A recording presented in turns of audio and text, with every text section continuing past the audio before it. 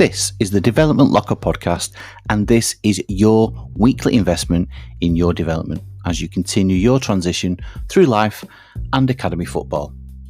In Season 3, we bring you even more episodes, more guests who you can connect with, and even more insight into individuals like you who have a similar experiences in pursuing a career in the professional game.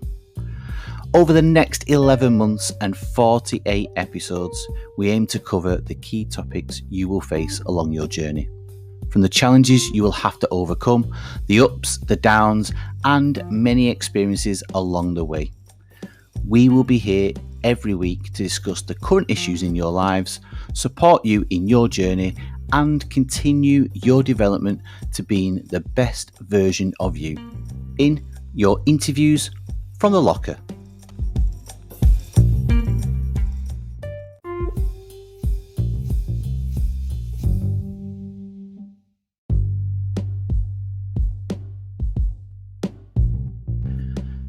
Pre-season is quickly coming to an end, but we've got one more episode that will prepare you for the season ahead.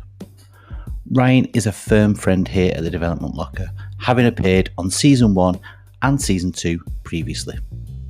In this episode, Ryan joins us once again to discuss performing under pressure. So, whether you're a first-year pro, a second year in a crucial stage of your development, a first-year scholar beginning their first season in full-time football, this is an episode you won't want to miss. Don't just take my word for it, stay tuned and listen to the next 60 minutes, which will have a positive impact on your day, week and your next fixture, as we bring you your latest interview from the locker.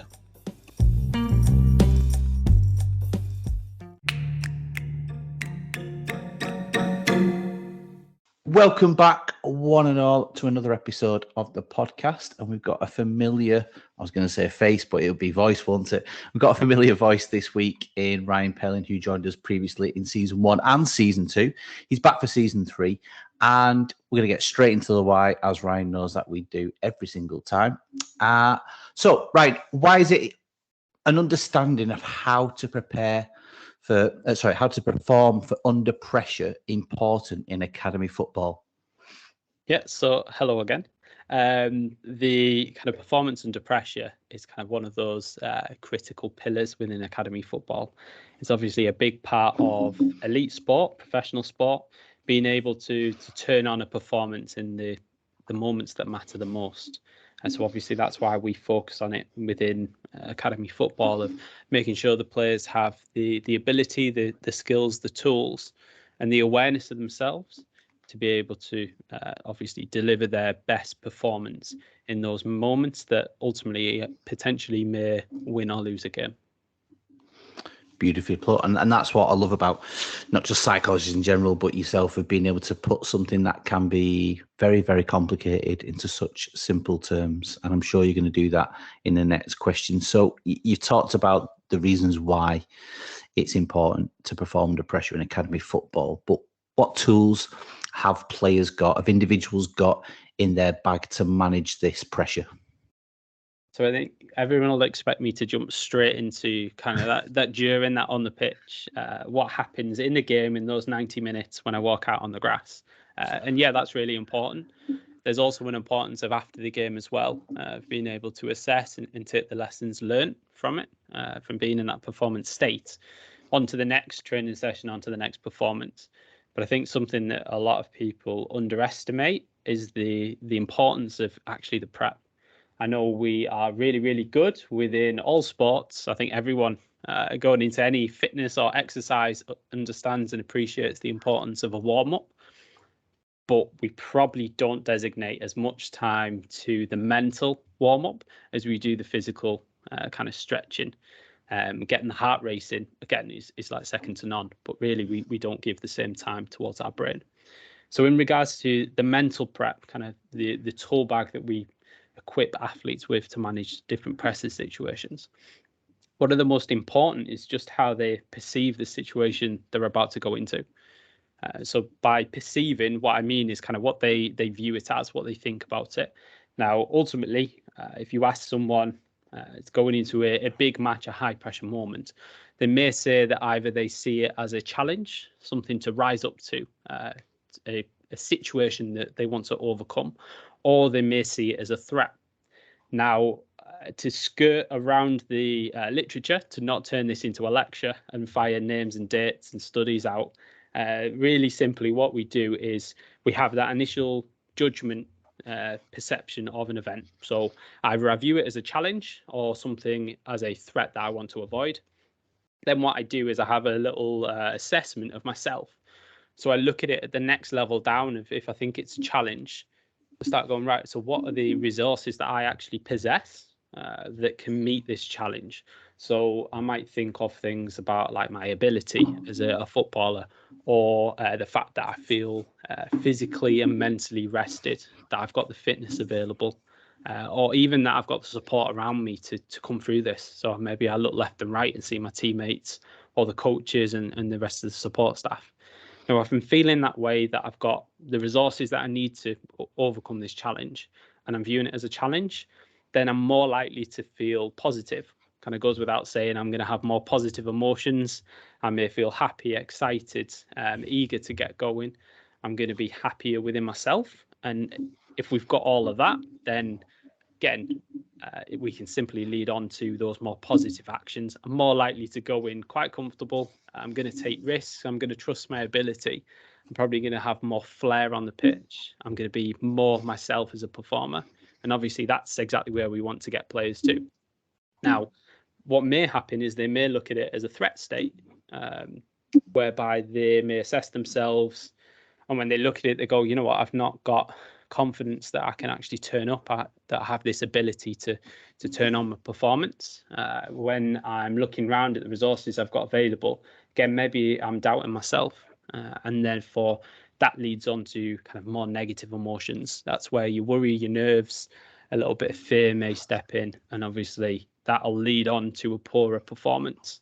I think it's important for me to really make clear that it doesn't necessarily mean that if you see a challenge in front of you, that of course you're not always going to have a positive performance. The same as if you are feeling kind of that it's a bit more of a threat, you're going to play a bit more reserved, a bit more within yourself, maybe within that comfort zone. It doesn't necessarily mean that you're going to have the worst performance of your life, but it's definitely going to have an influence in how you come across on the pitch. Now, you mentioned the initial judgment there. Does that come with, pardon the pun, because you're talking about tools in the bag, but a lot of baggage? Does that come with preconceived biases to that game, that performance, the build-up, whatever it may be? And is that a learned behaviour? Is that linked to personality, how a person will perceive one competitive performance to what another player in the exact same team would perceive that same performance coming up? Yeah, so this is where you kind of got that conversation about what is kind of permanent within an individual and what are behaviours that we can shape and model. What you're mentioning there is that power of past experience. So naturally, if I've gone into a situation 10 times before on a pitch, maybe trying to attempt that difficult pass, and 10 times it's gone wrong, then it's going to be less likely that on the 11th time, I'm going to be really, really highly confident that I can actually execute it, because to do so would be irrational, because every bit of evidence that I've got before that is going to suggest that, you know what, you've tried this 10 times and it's not worked. It doesn't mean that I'm not going to have some confidence, but I'm maybe not going to be coming at 100%. Again, that's that power of the past experience, and the way we go about changing that. The best way I can give an analogy is, I want you to think of if you are not great in social situations, for example, and every single time you walk into a social situation, you walk into that room, you're more likely to try and avoid conversations, keep your head down, and go and stand in the corner. Now, if you do that 10, 20, 30 times, I want you to think about each time you do it, you're putting a ball in a bucket that says that you are less social, for example. Now, what we aim to do within psychology is to try and not necessarily put more balls in that bucket, but put them in a different one. So what we do is we try and challenge someone that maybe the next 5 times you walk into a room, can we have you engage in conversation with someone 1 out of them 5 times? So yeah, we still add 4 buckets to kind of avoiding the social situation, but we add 1 that wasn't there before on going towards it. And then over time, we get smaller and smaller wins. The balls in that bucket start building up because we're seeing the behavior we want to see. And over time, we can change what can be a really deep-seated habit to something more positive that we want to see. But again, it takes time. It's not a overnight success that I think a lot of people expect or want it to be. Actually, this is kind of weeks and months, and sometimes, as you see in football, like a lifetime, kind of a young person's lifetime of actually getting to the steps that they're at, not just an overnight success that everyone sees. Yeah, and what you're describing there is my golf game currently, in terms of not just the balls in the bucket, but yeah, I just perceive that first tee off, in front of your mates as a threat every single time. I don't know whether it's bias, learned behaviour, combination of both, but yeah, that's my golf game at the minute. And speaking of golf, I was watching a documentary on Sky Sports earlier today, and it was interesting how you're talking about that of, even the top players, the elite athletes out there. Tony Jacklin was talking about that's why he quit golf, because he was, I think it was the Open, one of the 4 majors, and he said he was playing unbelievably well, but he was paired with Lee Trevino on the final 2 rounds, and he said this guy was just getting luck like you wouldn't believe. He was chipping in from bunkers, left, right, and centre. I think out of the 3 out of the last 5 holes, and the second to last round, he chipped in to score 2 eagles and a birdie. He just like, I knew then it's like, I'm giving it my absolute best, and I still can't beat guys who I perceived as being average, and that he attributed to that was his last performance in any of the 4 majors, and his career quickly went downhill because of that perception, that the way he viewed the game, not just his performances. And yeah, I suppose there's bigger issues there. And talking of tools in the bag, what are the different tools that are more effective than during some of the different stages of performance? You talked about pre, during, and after. Is there any particular tools that you would say would be more kind of pre, during, or after, or some that would cover all 3 potentially? I think within pre, if we stick for that, stick with that for a second. I think there's definitely that element of the classic pillar of sports psychology in goal setting, but not just this is what I want out of a game, and I'm going to give myself this date to achieve it by, and things like that, but actually like really applied to the match that's in front of you. So again, I'll speak to players about kind of having different match targets. Now they can be linked to the overall team. There can be things that they want to achieve as an individual. One, it gives a purpose and a direction for the performance. We also give them something that they can control through their behaviors. So it might be something linked to effort.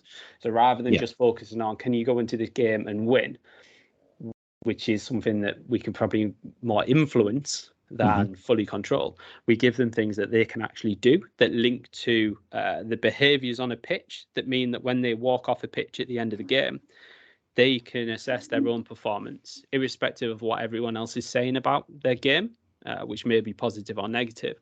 They can get their own perception on how they think they've done based on these behaviors, these actions, that they know if they've achieved them, the 3 things to 100%, it's very likely that they've had a really successful performance. And therefore it brings some of the control, some of the kind of feedback that they can get externally. We can almost detract from it a little bit, because all the time, any performers in any environment, you're going to get people, even if you've played absolutely brilliant, that are going to provide some negative feedback. A lot of the time it's founded on nothing, but people are always going to try and pick holes in you. So we can almost kind of drown that out by giving players tools to assess themselves. That starts before a game. but it goes during it as well. So as we are maybe losing some of the emotional control, or the game feels like it's getting away from ourselves, or something brilliant or something really negative has happened, we can almost use these as like a grounding, as an anchor, to get the player to remind themselves in the game, what was it that you actually need to focus on? What are the 3 game targets that just bring them back to that present moment? Something that they need to remember, and think about how they feel and how that is going to affect them.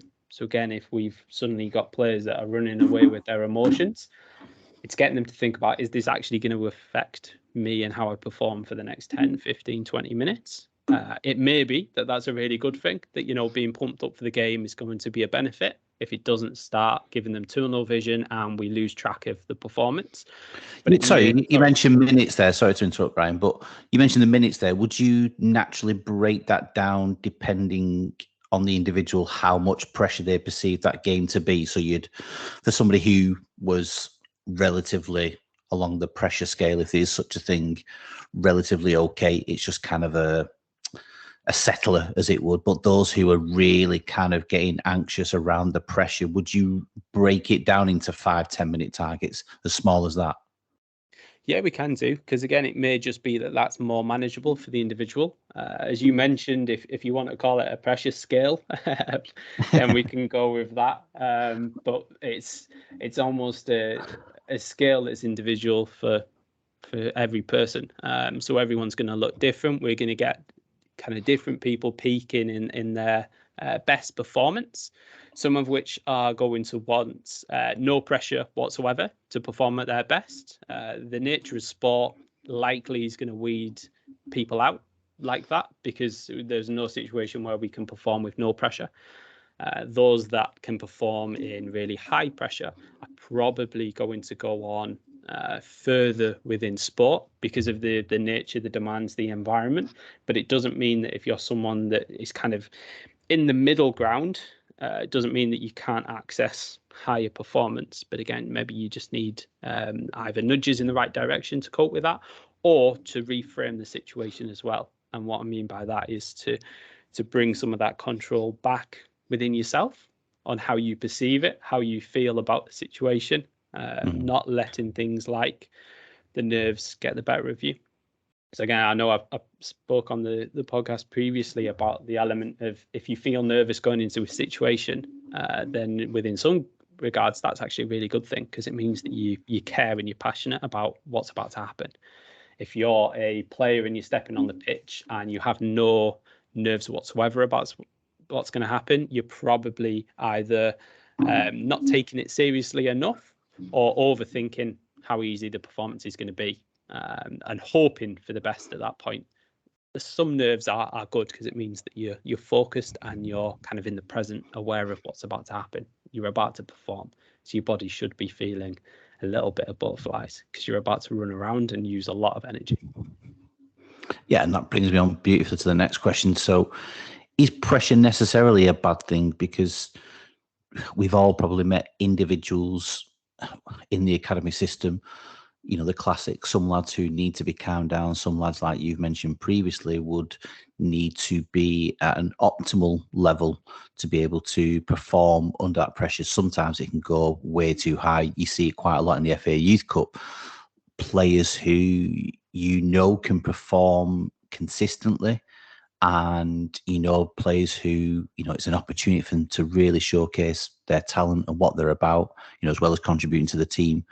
But it's like they put themselves under way too much pressure, and I won't say they crack, but they just it does inhibit their performance. So can pressure be a good thing? And in what scenario, what kind of environment would that be deemed by someone like yourself, an applied psychologist working in an academy environment? At what point would you look to manipulate that environment to crank up the pressure, or to increase that pressure for that individual so that they stay at that optimal performance? Yeah, so I think the most important way to begin answering the question is by considering what pressure actually is. As you've alluded to in the actual question that you asked there, a lot of it's from ourselves, or even the bits that we think are pressure from other people. is actually what we think that they think about us. It's very rarely that someone's actually going to come out and going to say, right, I'm going to put loads of pressure on you. Because again, they're not physically going to touch you. They're actually not doing anything. What we're doing is we're taking what they say, and it's running through our brains as, I can't not perform. Yeah. This is a massive situation. Like, imagine if it all went wrong. Well, kind of that negative thought's never going to be beneficial. So what I aim to do with the academy players is to change that narrative. In that, yes, you're going into a game, you're going into a youth cup game or things like that, but it's getting to them to focus on, again, what they can do, but also those resources that they've got. It's a youth cup game, but if you take away that branding of it being a youth cup game, it's exactly the same game that you play every single week. There's still 11 players on the pitch, and the pitch is still the same size. You're still the player that you are. You've still got the ability and the skills. Now, the importance of that pre and prep is that we've got a player that's comfortable that they've done everything they possibly could over the week as well, which is important. We want players that walk out onto the pitch ready for kickoff, that not getting onto the side of perfection of going, you know what, I've burnt myself into the ground, but going up and going, I've done everything reasonably possible to put myself in the best position for this game. So if I've needed to train, I've trained at 100%. If I've needed to get my nutrition right, then I've got my nutrition right at 100%. I've done everything I need to do. If I needed to rest, then I've rested at 100%. I think people kind of look over that they think, right, to prep for a game, I need to be doing all the physical and mental prep in regards to training. But actually, you can just prepare well, and you can sleep well, and you can rest well. We're having conversations within the academy about like mental loading and how much mentally we put onto players in addition to the physical loading as well. Wow. And I think it's something that we disregard, because again, it's not necessarily something you can see, but it's that thinking, how much we actually work in their brains over the week to then not give them a rest. And over time, what's the likelihood that that's actually going to deliver a good performance? Probably pretty low. So we need to be getting players who feel mentally ready as much as they do physically. And like I said, that's about having a plan, having a process, being comfortable in your prep as well, of going, you know what, I know, links to you saying about kind of pressure areas and knowing what's best for each player. But it's kind of between them and them. We can see some observable behaviours that they could play really well and actually internally not be feeling good, and it's just a total fluke. So it's not that we want to keep creating that environment for them. It's about helping the players to best learn about themselves, best learn about how they need to prepare, how they need to play, how they need to reflect and rest to get the best performance regularly. Otherwise, it becomes hit and miss, and we're just playing a guessing game. Yeah, you mentioned preparation 2 or 3 times there, and using the FA Youth Cup scenario as an example again. Without giving trade secrets away here, how do you go about that? Because you said about it's just another game, it's the same pitch. But sometimes it isn't, is it? When you get to the stage of the FA Youth Cup, as Bolton did when I was working there 2 or 3 years ago, to the club you're working at now, Middlesbrough, it's the stadium. You're travelling up the day before, you go into the hotel for a pre-match meal. Those things aren't normal on a Saturday morning or a midweek fixture. So as a psychologist, as a psychology department within the academy, how do you combat, because the coaches want to prepare those lads in that way? And, you know, with all the best will in the world, you can't walk into there and go, yeah, sorry, we're not going to, we don't want to be playing at the stadium. We don't want a pre-match meal. We just want to just rock up like we do on a Saturday morning and just do what we normally do. So give us kind of one way that you potentially counteract that or create that normality when clearly, visually, it's not. So I think the best way I can demonstrate it is by when players go to, let's say, a Wembley final. Okay. And they walk out on the pitch kind of before the game started, before there's any fans whatsoever. Again, to take it, imagine what it would be like and remove some of the unknowns. I think is the best way of me saying it. Yeah. So if there's an element where we have to change routine, something changes, whether it's within kind of the control of the club or organisations and kind of the competitions and things require something to have been different, travel, hotels, meals, things like that. Then there's an element of removing the unknown. It links into kind of some of the psychological safety in that just having an awareness of what's about to happen or some insight rather than just being kind of dragged and pulled along into, oh, this is different, but you've got to deal with it. This is going to happen. And kind of every 5 minutes, something new's happening and you're just finding out then it's really beneficial to try and give the players as much as a heads up of going, look, this is going to be different and it's going to feel different. And maybe you're not going to be able to do the same prep. For some players within that and like pre-match routines and kind of how they go through preparing physically and mentally, there are conversations within that go, look, if you're not going to have an hour to prep, let's say, then what are the things that are vital for you to be comfortable and the big things that you want to have done during your prep? And if we can't do all of the stuff, then kind of what are the 3 or 4 bits, or what's the 20-minute or 10-minute or 5-minute shorter routine that will put you maybe not in the absolute best state at 100%, but maybe we get close to, say, 80% mentally comfortable with being ready. So what do you need to do? And getting them thinking about things like that, so that it's some of it's kind of that contingency planning, in that if we arrive for a game and we've got 20 minutes to get ready rather than an hour and a half, what the absolute minimal things that you need to do to be ready to walk out onto the pitch, kind of switched on in some regards, and just stripping it back to real kind of basics like that. That would be kind of the biggest thing that I'd want to promote. Yeah, no, that's good, and I appreciate you giving some trade secrets away, but not all of them. So going back to the amount of pressure, is there an optimal amount of pressure that an academy player needs to perform at the level that they need to? Is that per individual? Is it an individualized approach? Is it per situation or the environment that they either find themselves in or the environment that you create as an organization, on a daily, weekly basis in the training ground? So it's kind of across all three levels of individual, environment, and then also sport. So obviously there's a natural level of pressure that irrespective of us doing anything as staff and as an organization, or the players even really thinking about it, the pressure's there because of kind of the wants, the realities of expectations and standards and chance within getting a career in football. Before you've even stepped into the organisation, let's say we can play the numbers game of how likely they are actually to succeed.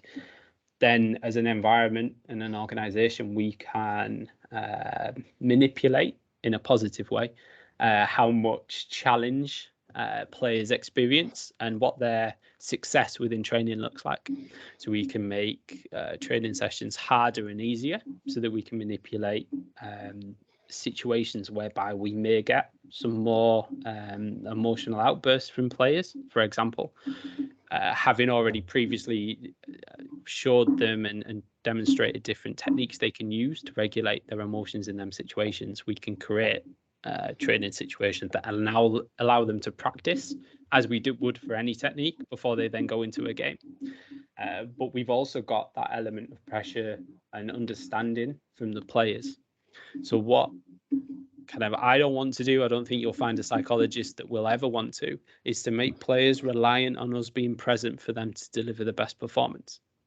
The best way I can kind of say that what I do is that I help players to be mentally ready to deliver positive performance and reach their potential kind of so well, I'd like to say so well, that they actually don't need me.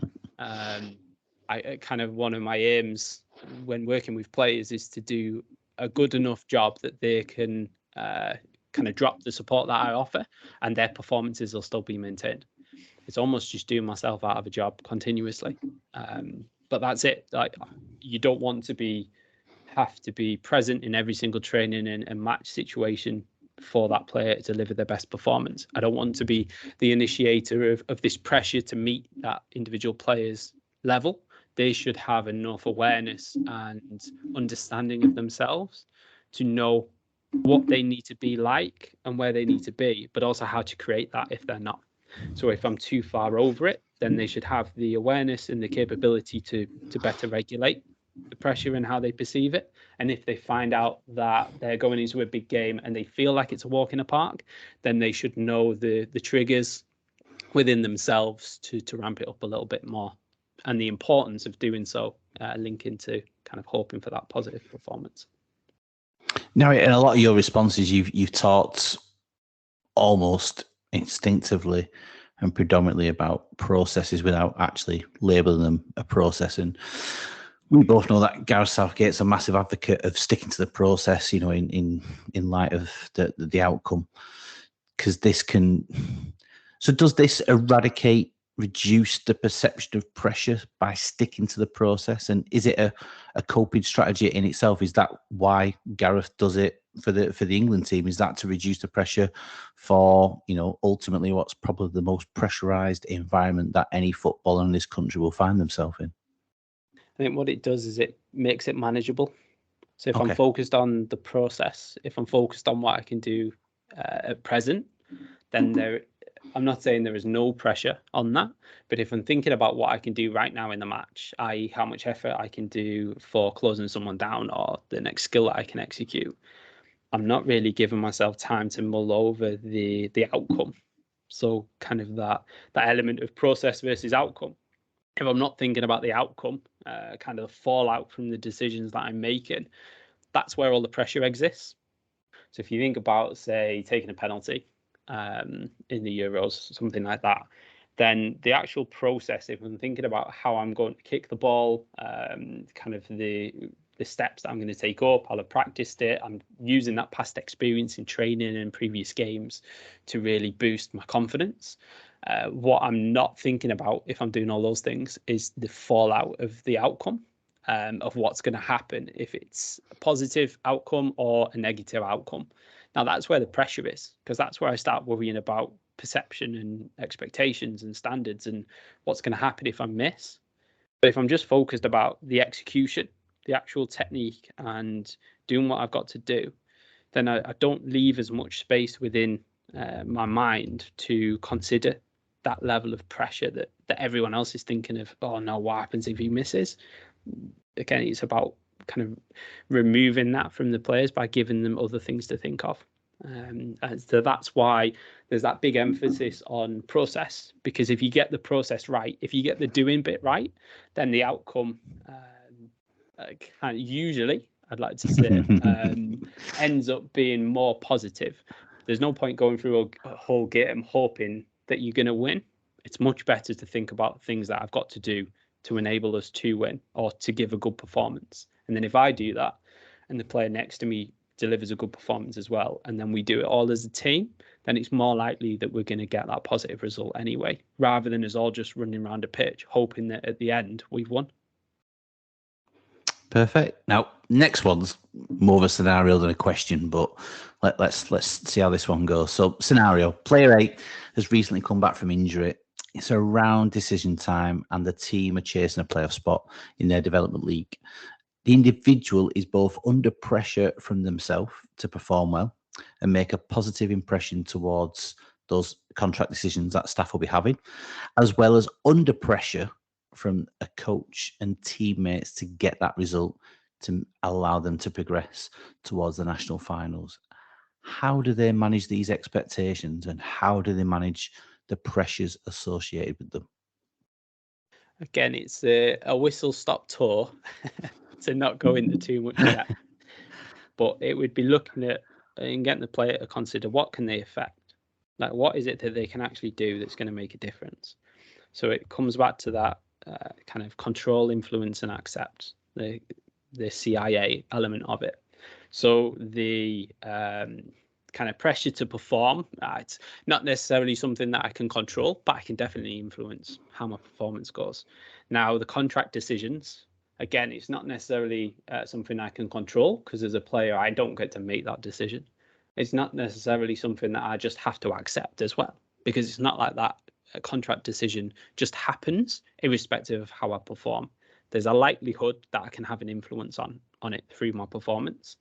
And the same for the national finals. If I'm doing the right things on the pitch, if I'm getting the performance right, then I can definitely influence selection or the opportunity to play in that. Now, it's great saying, right, I can influence that, I can influence this, and I can influence contract nationals all through my performance. And then the important bit then is asking and getting the player to consider, right, so what does that performance look like?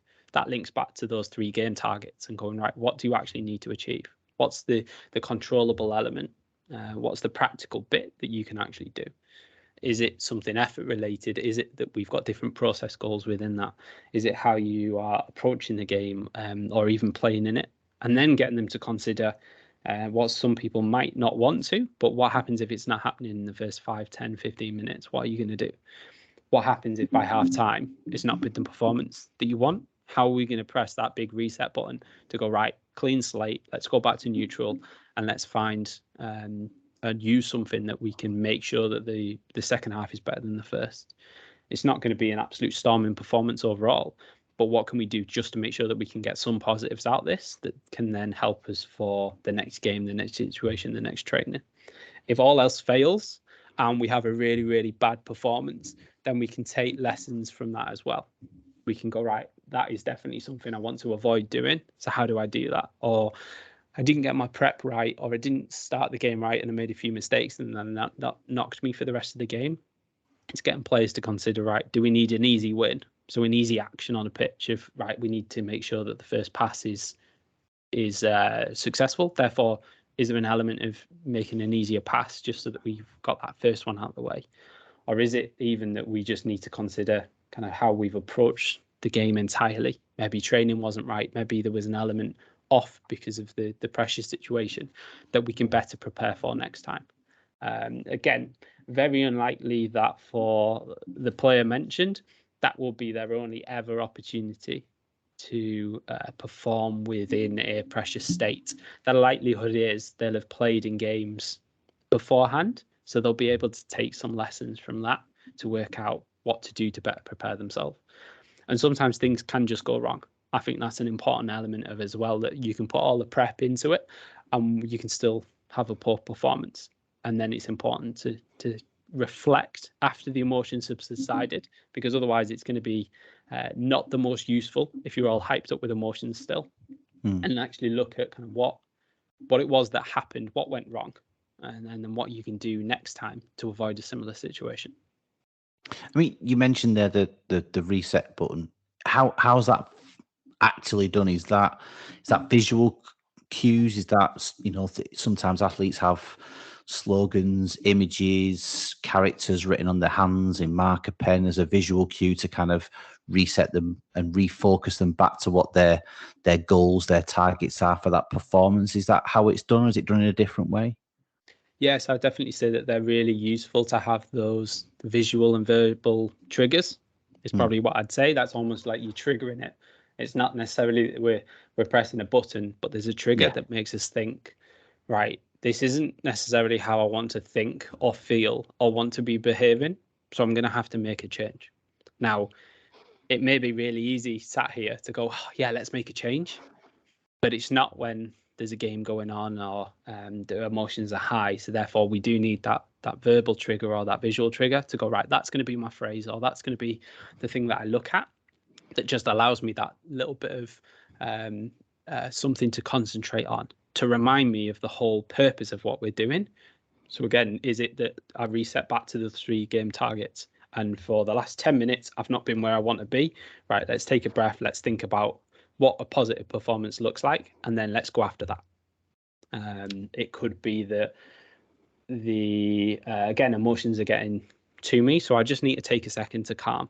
Now, is there a element of doing a breathing technique, or is it that I'm in a situation that doesn't allow that? Maybe one breath's going to be enough just to, again, help me refocus on the situation, help me just recalibrate and go, you know what, this isn't the emotion that I need to be feeling right now, and therefore, what do I need to get to, and then how do I get there?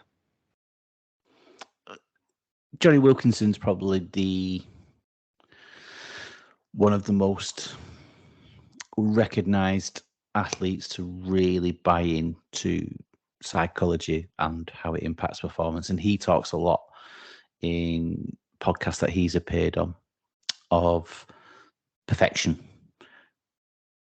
Is the pursuit of that perfection, that perfect performance, is that pressure in itself? Is that going to be detrimental to an academy player's performance? Is that a maladaptive behaviour associated with chasing this so-called myth of perfection? I think the negative comes from the hope that you're going to perform at some point absolutely perfect and have no ability to look at anything that you've done wrong in the game. Now, I know, having listened to him as well, that he will admit that there was never ever a performance that you can walk off, or he could walk off a pitch and go, you know what, there is nothing different that I would do, or no tiny tweak or something that I would have done different, because there are so many decisions and actions made in an 80-minute game in rugby, 90-minute game in football, that you're always going to walk off going, you know what, I could have done this better or quicker or faster or made this decision, or I wish so-and-so had done something different.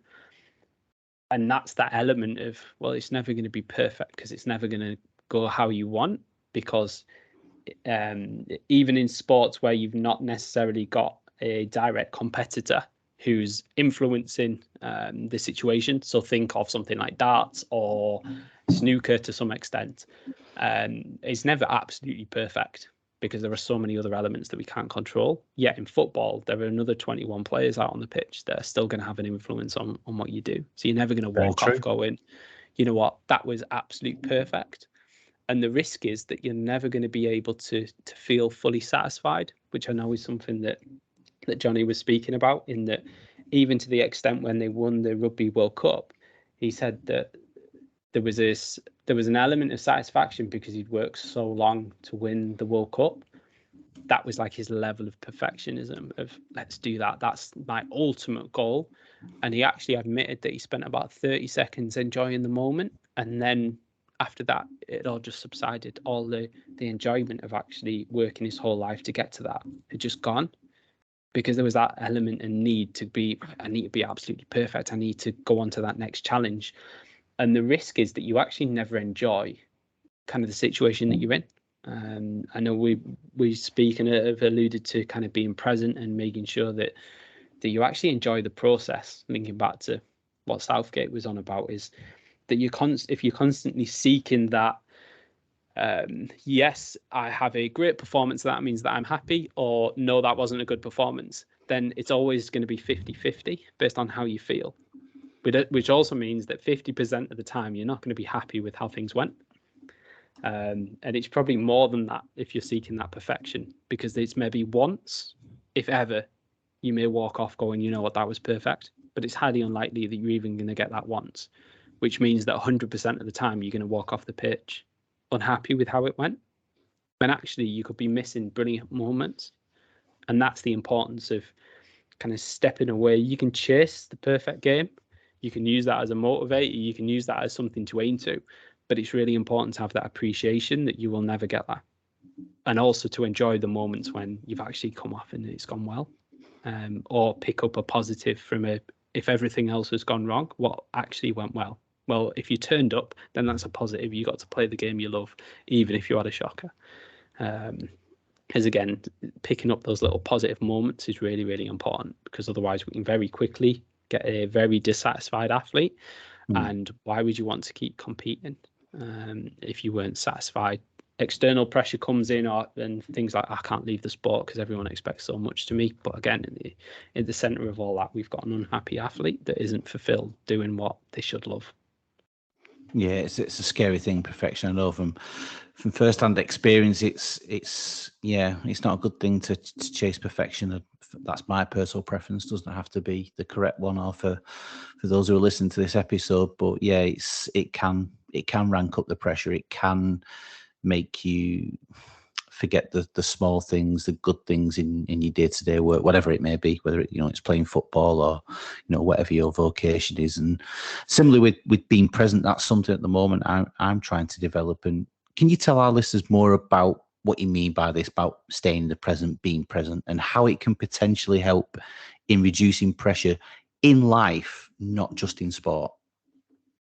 I think the importance of being in the present is kind of signified by that if I'm in the moment I'm in now, if I have the ability to control my actions right now, because it's not in the past and it's not in the future, it's where I am right now, then I've got a really strong element of kind of autonomy, of being able to make decisions and do actions that actually kind of I want to work towards. I've kind of got that choice point going on of deciding how I want to go about kind of the next minute, 10 seconds, whatever you want the present to look like.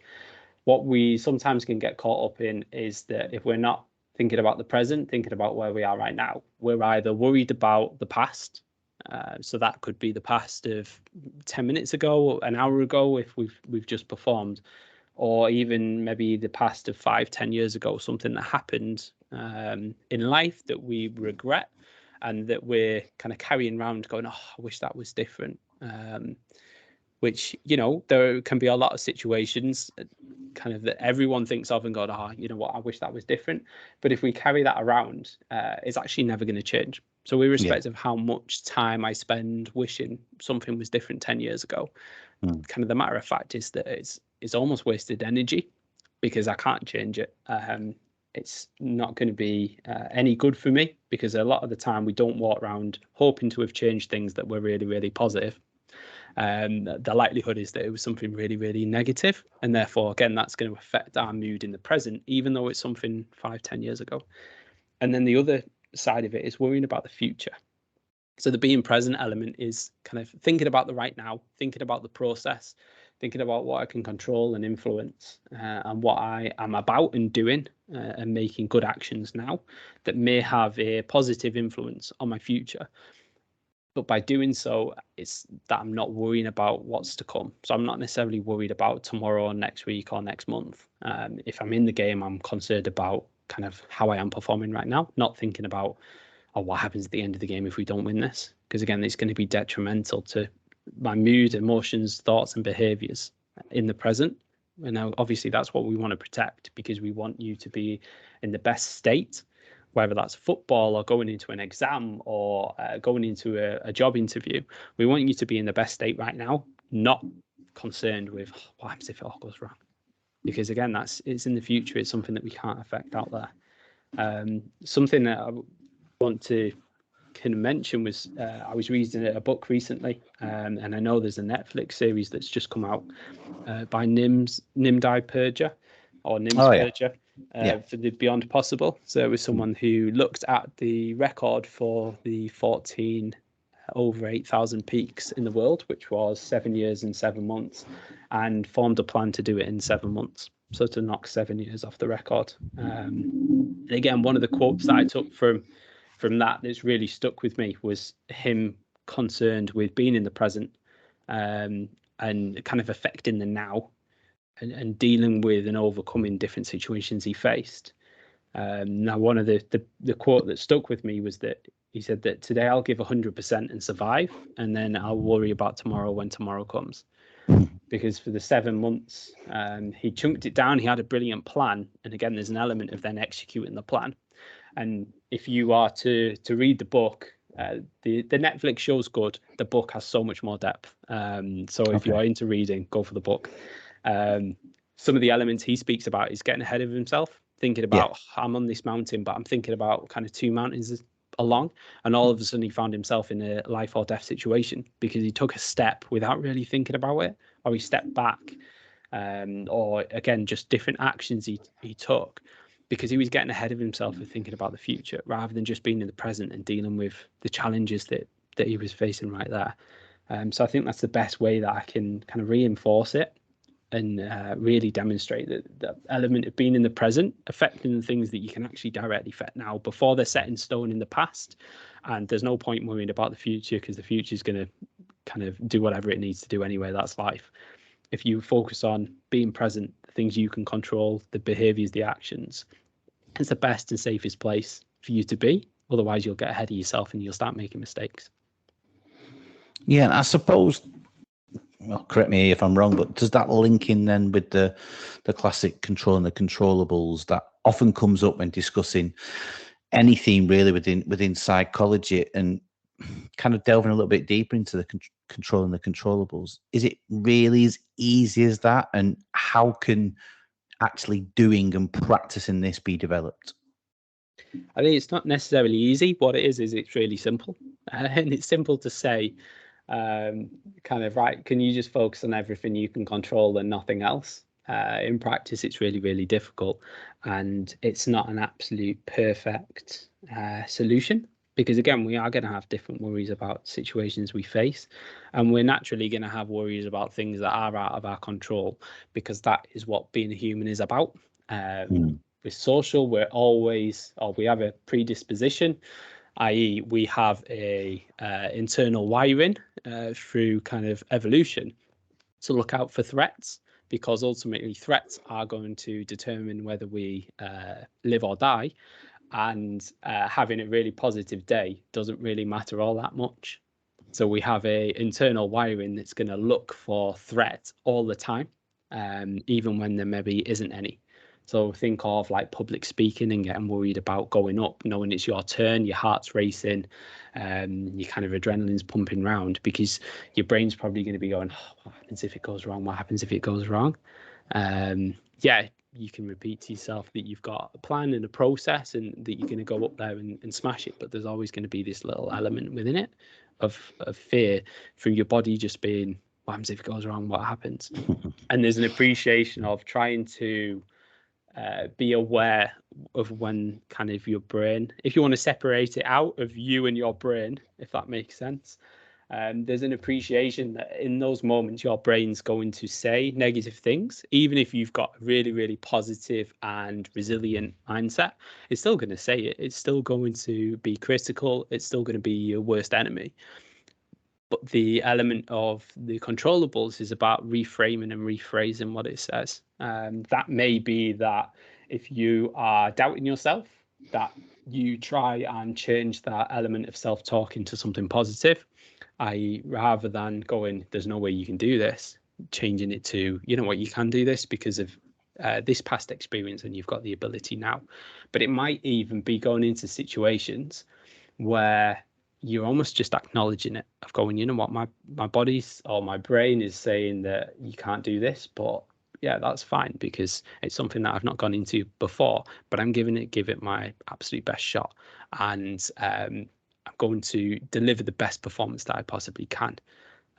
Again, it's not necessarily rephrasing the whole statement, but there's an appreciation, almost linking back to the nerves, and if you're feeling nerves, then it means it matters. There's just an acceptance and an awareness of, you know what, yeah, that mentally, that's what my brain's saying, but that's fine because it's always going to say something negative because it's trying to protect me. And of course, not going out and running for 90 minutes. My brain would rather do that and sit and be safe than go run around and use all this energy. But the fact is that I want to cross the line and I want to step onto the pitch and actually play. Therefore, I'm going to have to challenge and overcome what my brain's actually telling me.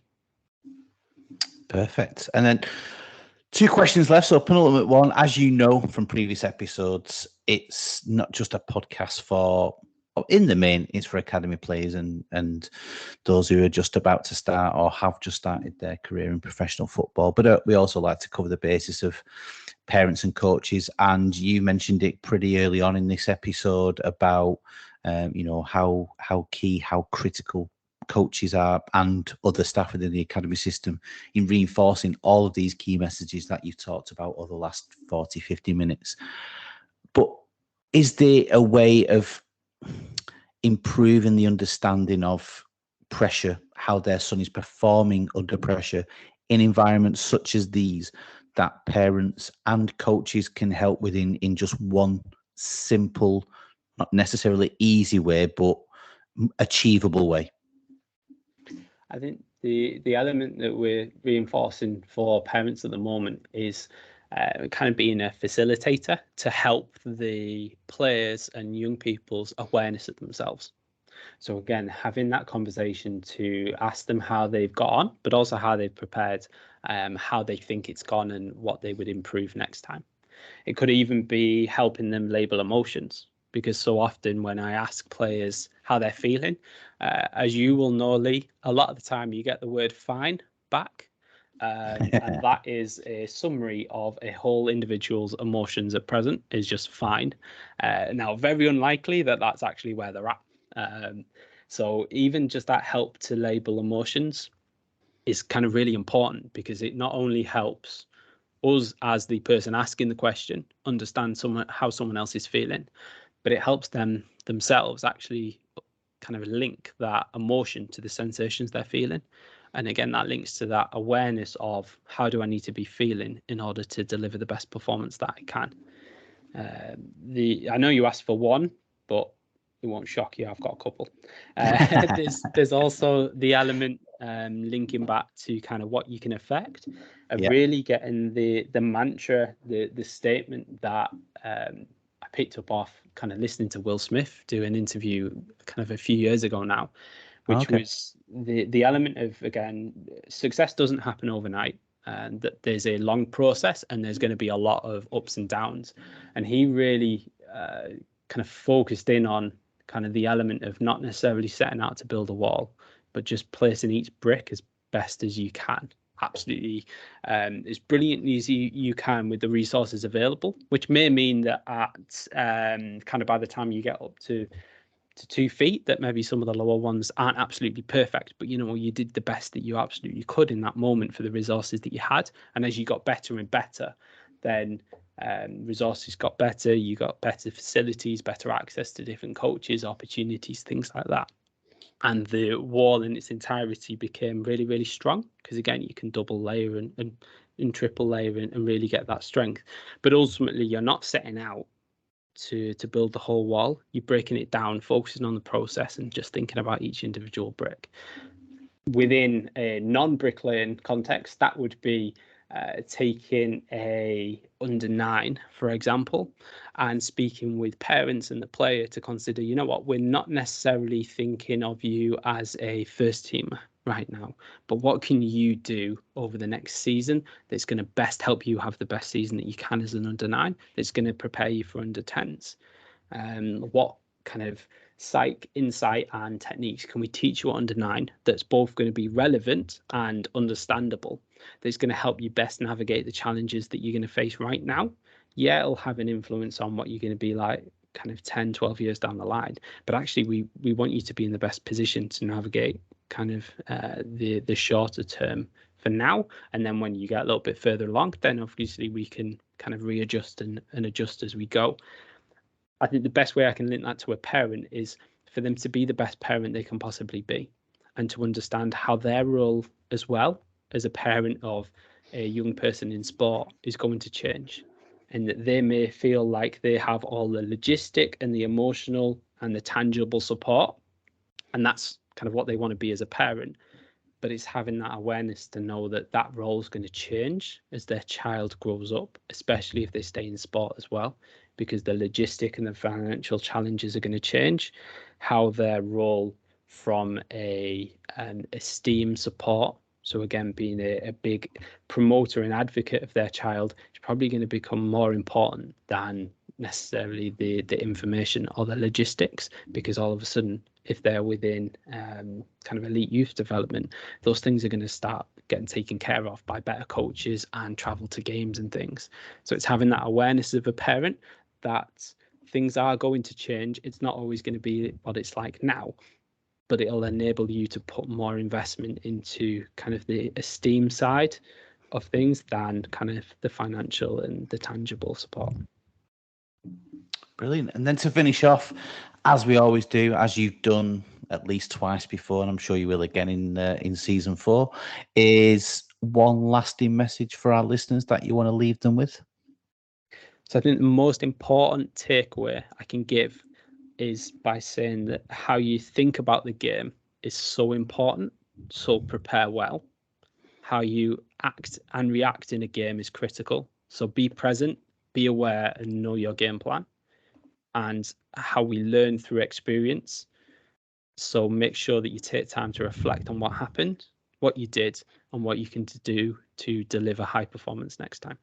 You're never the finished product, but you can always improve. And we'll end on that great and powerful message as always. So on behalf of our listeners, once again, thanks Ryan for your time this evening, for jumping on. And I'm sure, every single person who's listened to this will have taken at least one, if not 5, 6, maybe 7 or 8 different things from every one of your episodes, Ryan, because they're always full.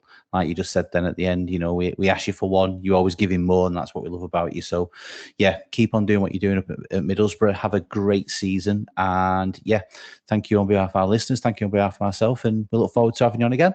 No, cheers, Lee. Always a pleasure.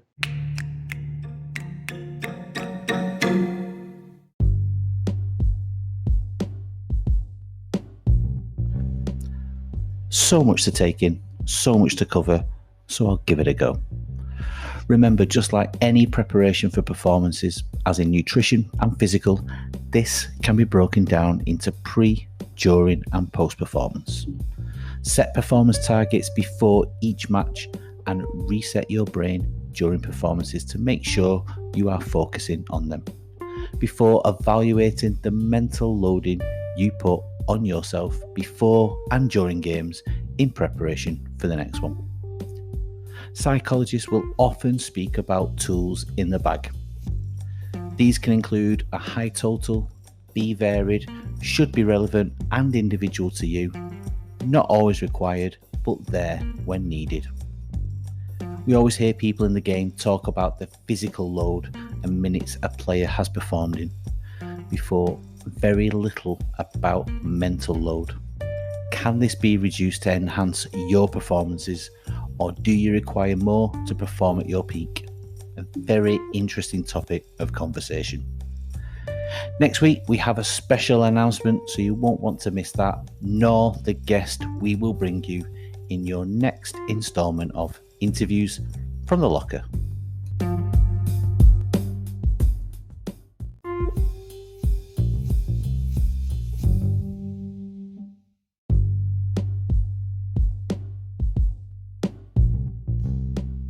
Thanks for listening to this week's episode, and we hope you have taken many key messages away with you.